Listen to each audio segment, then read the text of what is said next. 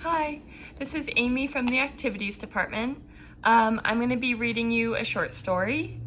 The short story is called 3 Questions by Leo Tolstoy, and it's translated from Russian by Thomas Seltzer.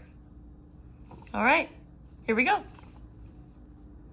It once occurred to a certain king that if he always knew the right time to begin everything, if he always knew who were the right people to listen to and whom to avoid, and above all, if he always knew what was the most important thing to do, he would never fail in anything he might undertake.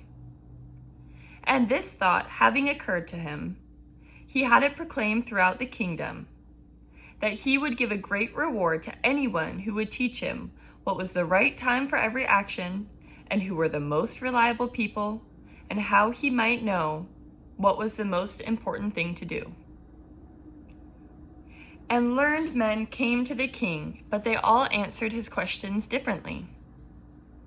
In reply to the first question, some said that to know the right time for every action, one must draw up in advance a table of days, months, and years, and must live strictly according to it. Only thus, they said, could everything be done at its proper time. Others declared that it was impossible to decide beforehand the right time for every action, but that not letting oneself be absorbed in idle pastimes, one should always attend to what was going on, and then would do what was most needful. Others again said that however attentive the king might be to what was going on, it was impossible for one man to decide correctly the time and place for every action, but that he should have a council of wise men to help him figure out the correct time for everything. But then again, others said that there were some things which could not wait to be laid before a council, but about which one had to decide whether to undertake them or not. But in order to decide, one must know beforehand what was going to happen. It's only magicians who know that, and therefore, in order to know the right time for every action, one must consult magicians. Equally various were the answers of the second question. Some said the people the king most needed were counselors, others said priests, some said doctors, while some said warriors were the most necessary. To the third question, as to what was the most important occupation, some replied that the most important thing was science, others said warfare, and others again talked about religious worship. All the answers being different, the king agreed with none of them and gave the reward to no one. But still wishing to find some answers, he decided to consult a hermit who was widely renowned for his wisdom. The hermit lived in a wood which was outside of town, and he only received that of common folk. So the king put on very simple clothing, and before reaching the hermit's cell, he dismounted from his horse and left his bodyguard behind and went on alone.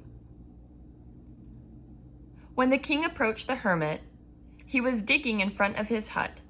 Seeing the king, he greeted him and then continued to dig.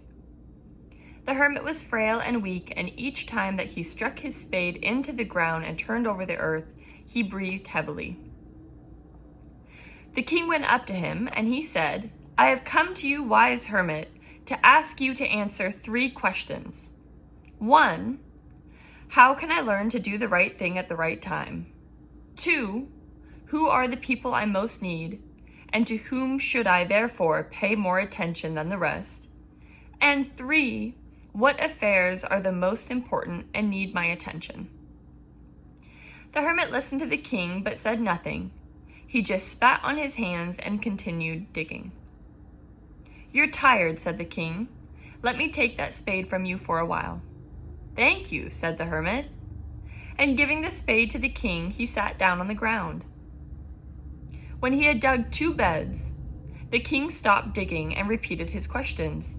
But the hermit again gave no answer, but he rose and stretched his hand out for the spade and said, "Now you rest a while and let me work." But the king did not give him the spade back. He continued to dig instead. 1 hour passed and then another, and the sun began to sink behind the trees, and the king at last struck the spade into the ground and said, "I came to you, wise man, for the answers to my questions. If you can give me none, tell me, and I will return home." "Here comes someone running," said the hermit. "Let's see who it is." The king turned around, and he saw a bearded man running out of the wood. The man held his hand pressed to his stomach, and blood was flowing from under them. When he reached the king, he fell fainting to the ground and moaned feebly. The king and the hermit unfastened the man's clothing. There was a large wound on his stomach. The king washed it as best he could and bandaged it with a handkerchief and with a towel that the hermit had, but the blood would not stop flowing. And the king again and again removed the bandage soaked with warm blood, washed and rebandaged the wound, when at last the blood ceased flowing. The man revived and asked for something to drink. The king brought fresh water and gave it to him. Meanwhile, the sun had set, and it had become cool, so the king and the hermit helped carry the wounded man into the hut and laid him on his bed. Lying on the bed, the man closed his eyes and was quiet. But the king was so tired with his walk and his work that he had done that he crouched down on the threshold and also fell asleep, so soundly that he slept through the whole short summer night. And when he awoke in the morning, it was long before he could remember where he was, or who was the strange bearded man lying on the bed, gazing intently at him with shining eyes. "Oh, forgive me," said the bearded man in a weak voice, when he saw the king was awake and looking at him. "I don't know you, and I have nothing to forgive you for," said the king. "Oh, you don't know me, but I know you," said the man. "I am that enemy of yours who swore to revenge himself on you, because you executed his brother and seized his property. I knew you had gone alone to see the hermit, and I had resolved to kill you on your way back. But the day passed, and you did not return. So I came out from my ambush to find you, and I came upon your bodyguard. And they recognized me and wounded me. I escaped from them, but should have bled to death had you not dressed my wound. I wished to kill you, but you saved my life now. Now, if I live, and if you wish it, I'll serve you as your most faithful slave, and will bid my sons to do the same. Please forgive me." The king was very glad to have made peace with his enemy so easily and to have gained him a friend. And he had not only forgave him, but he said that he would send his servants and his own physician to attend him, and promised to restore his property. Having taken leave from the wounded man, the man went out on the porch and looked around for the hermit. Before going away, he wished once more to beg for an answer to his questions he had put. The hermit outside was on his knees, sowing seeds in the soil that had been turned the day before.